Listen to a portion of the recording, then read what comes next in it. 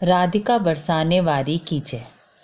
आज मैं आपको नवग्रहों के अंतिम 3 रत्न नीलम, गोमेद और लहसुनिया को अभिमंत्रित करने की विधि बताऊंगी। मैंने आपको 6 रत्नों को अभिमंत्रित करने की जानकारी दे दी है।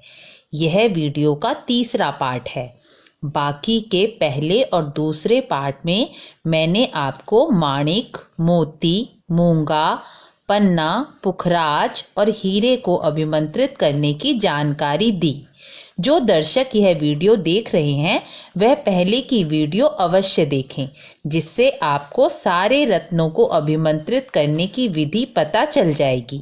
याद रहे, यदि आपने रत्नों का उपरत्न भी पहना है तो भी आप उसी विधि से ही उपरत्न को भी अभिमंत्रित कीजिए। तो चलिए अब हम शनि के रत्न नीलम को अभिमंत्रित करने की विधि जानते हैं। लेकिन उससे पहले नीलम के बारे में कुछ जानकारी प्राप्त कर लेते हैं।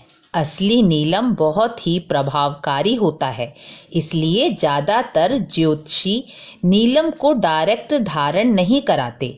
नीलम का असर बहुत जल्दी पड़ता है, इसलिए नीलम रत्न पहनने से पहले अपनी कुंडली का विश्लेषण अवश्य कराना चाहिए। नीलम को पहले 1 या 2 रातें अपने तकिए के नीचे रखकर सोना चाहिए, या नीलम के उपरत्न ही पहले पहनने चाहिए। यदि नीलम का उपरत्न से आपको कोई नुकसान नहीं होता तो धीरे धीरे शुभ मुहूर्त में ही नीलम को धारण करना चाहिए। नीलम को शुक्ल पक्ष के शनिवार को संध्या काल में धारण करना चाहिए। नीलम 7:30 रत्ती का होना चाहिए। यदि शनिवार को पुष्य या अनुराधा नक्षत्र पड़ रहा हो तो बहुत अधिक शुभकारी होता है। शुक्रवार को पीतल की कटोरी में काले साबुत उड़द डालकर नीलम को उसमें पूरी रात रख दें। सुबह सूर्योदय से पहले उठकर नहा धोकर मंदिर में जाएं और दीपक जलाकर उड़द की दाल से नीलम को निकाल लें और उसे जल में काले तिल डालकर अभिषेक करें।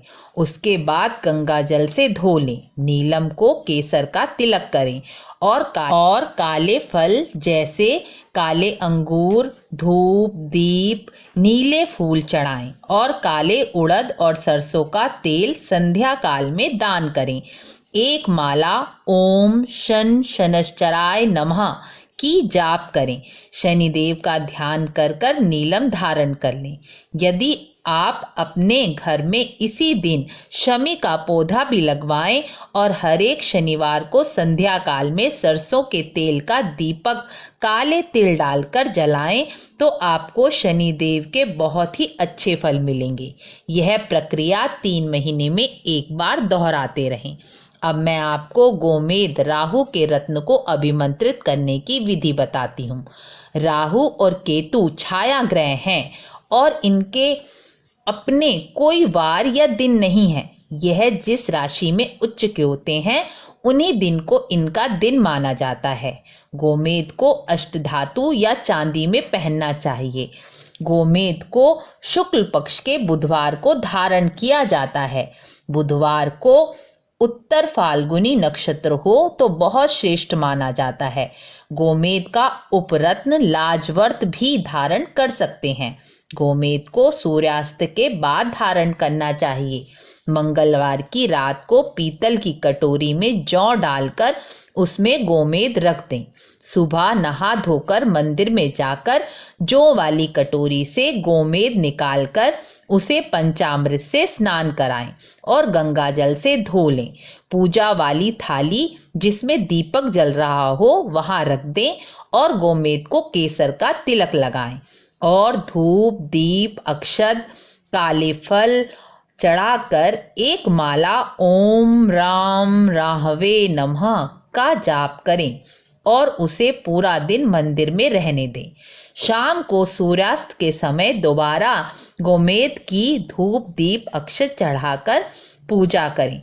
राहु के मंत्र 21 या 51 बार पढ़ते हुए गोमेद पहन लें और सूर्यास्त के बाद जौ, सरसों का तेल मंदिर में दान कर दें। यदि आपके पास गौमूत्र है तो गोमेद पहनने से पहले गौमूत्र के छींटे गोमेद पर मार दें, फिर गोमेद पहनें। यह प्रक्रिया 3 महीने में एक बार अवश्य करें। इससे आपको गोमेद पहनने का संपूर्ण लाभ मिलेगा। अब मैं आपको लहसुनिया केतु का रत्न भी अभिमंत्रित करने की विधि बताती हूँ। लहसुनिया गुरुवार को पहनना चाहिए। यदि गुरुवार को गुरु पुष्य नक्षत्र भी हो तो यह बहुत विशेष लाभकारी होता है। लहसुनिया अष्टधातु या चांदी में पहनना चाहिए। लहसुनिया 3 या 7.5 रत्ती का होना चाहिए।